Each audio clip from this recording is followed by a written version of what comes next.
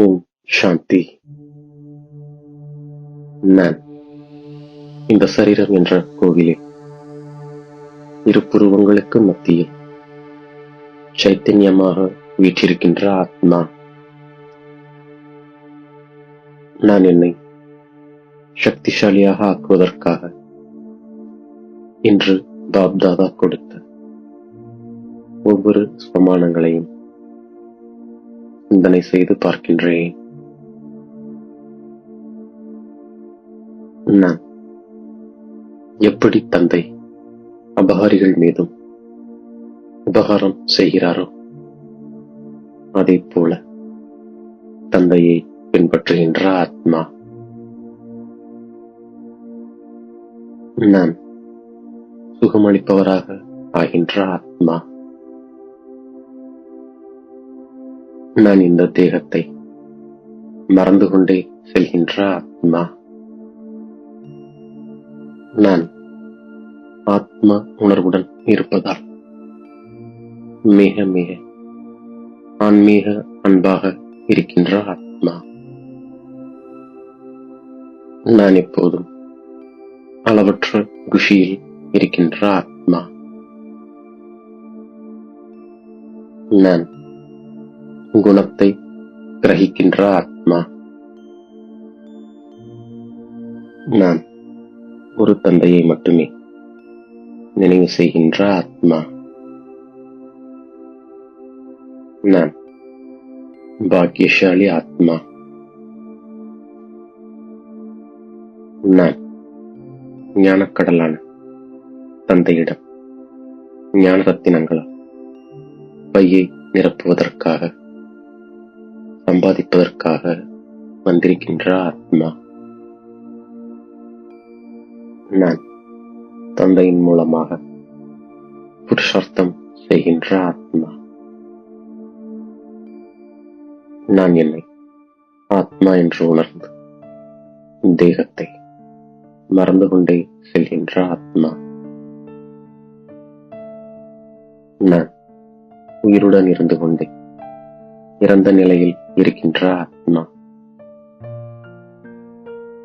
நான் அதிகாலையில் தனியாக அமர்ந்து தந்தையிடம் ஊக்கத்தோடு உரையாடுகின்ற ஆத்மா.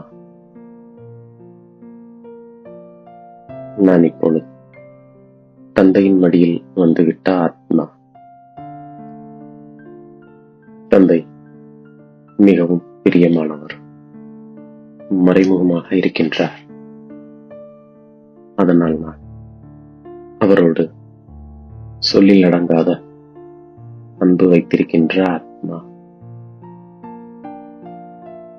நான் மிகவும் அன்பிற்குரிய நிராகார தந்தையிடம் படித்துக் கொண்டிருக்கின்ற ஆத்மா. நான் ஸ்ரீமத் படி நடக்கின்ற ஆத்மா. நான் மிகவும் இனிமையானவனாக ஆகின்ற ஆத்மா.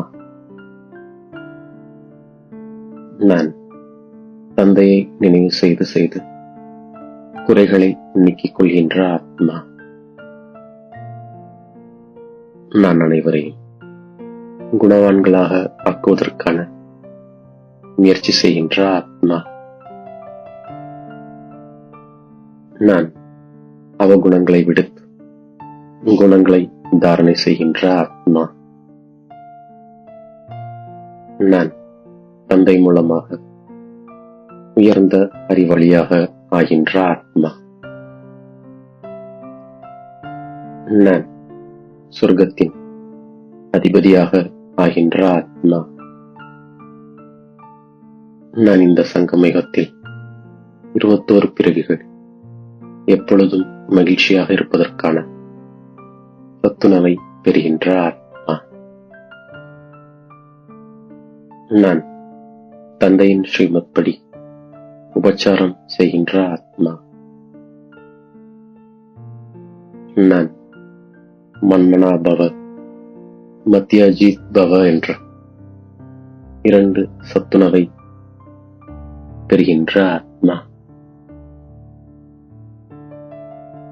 நான் மிகவும் அன்பிற்குரிய தந்தையிடமிருந்து உலக அரசாட்சியை பெறுகின்ற ஆத்மா. நான் எவர் வெல்த்தியாக ஆகின்ற ஆத்மா. நான் மிகவும் பொறுமையுடனும் கம்பீரத்தன்மையுடனும் அறிவுடனும் தந்தையை நினைவு செய்கின்ற ஆத்மா. நான் என்னுடைய வாழ்க்கையை வைரம் போன்று ஆக்குகின்ற ஆத்மா.